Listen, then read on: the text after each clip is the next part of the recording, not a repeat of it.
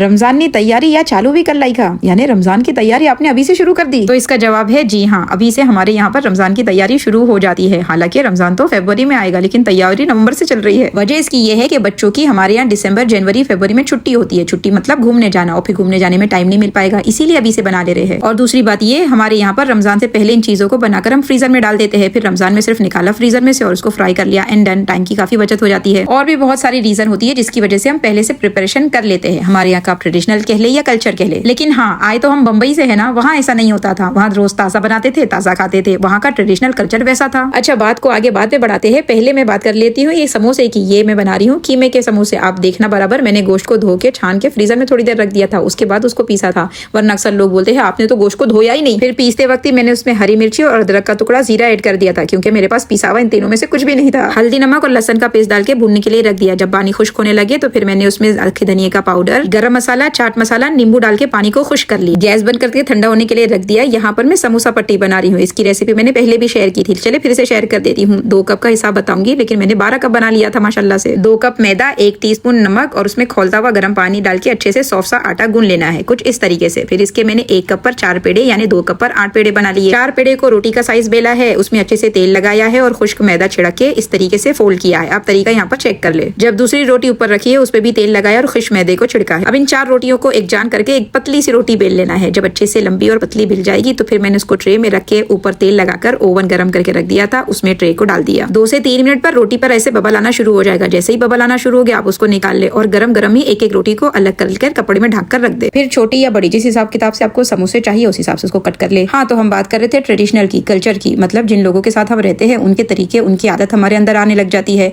तो उसको मान लेना, उसको एग्री कर लेना कोई इतनी खराब बात नहीं है, जब तक वो तरीका हमारे मजहब के ऑपोजिट में नहीं जा रहा हो। जैसे ही मजहब के ऑपोजिट में कोई तरीका जाएगा तो हाँ, उसके खिलाफ फिर हमको खड़े हो जाना चाहिए। आपको पता है, जब बनी इसराइल को अल्लाह ताला ने फिरौन से निजात दे दी और फिर उनको समंदर पार करवा दिया, अब वो जिस जगह पर आके ठहरे थे ना, वहाँ एक बस्ती थी जो बुतों की इबादत करती थी। तो बनी इसराइल मूसा अलैहिस्सलाम से कहती है कि हमारे लिए भी ऐसा ही कोई माबूद बना दो, यानी कि कोई ऐसा बुत बना दिया जाए कि हम उसकी इबादत करे जाए। ये वो कौम है जिनको फिरौन से अल्लाह ने निजात दी है। ये वो कौम है जिनके लिए समंदर को बीच में से फाड़ के रास्ता बनाया गया है। इनके लिए मनोसलवा उतारा गया, इनके लिए पानी के चश्मे जारी कर दिए गए। लेकिन फिर भी कह रही है कोई स्टेच्यू बना दिया जाए जिसकी इबादत की जाए। क्यों कह रही है ऐसा? किसी और को देखकर, उनसे इंस्पायर होकर, उनको फॉलो कर दिल बोलने लगा कि हम भी उन जैसे बन जाए। हमको लगा कुरान एक किस्से कहानी की किताब है, ये तो बनी इसराइल का किस्सा बताया जा रहा है। नहीं नहीं नहीं, ये हमको याद दहानी कराई जा रही है कि तुम भी लोगों से इतना इंस्पायर हो जा रहे हो, उनके तरीके को फॉलो करके अपने मजहब को छोड़ देते हो। फिर जो हाल बनी इसराइल का हुआ है, हमारा होने के लिए टाइम नहीं लगेगा, क्योंकि जो जिसकी नकल करता है कयामत के दिन वो उसी के साथ खड़ा होगा। तो जरा देख ले यूट्यूब, इंस्टाग्राम, टिकटॉक पर हम किसको फॉलो कर रहे हैं, क्योंकि फॉलो कर रहे होंगे तो नकल भी तो कर ही रहे होंगे ना। प्याज निचोड़कर और कोतमीर को काटकर मैंने कीमे में ऐड कर दिया था और समोसे को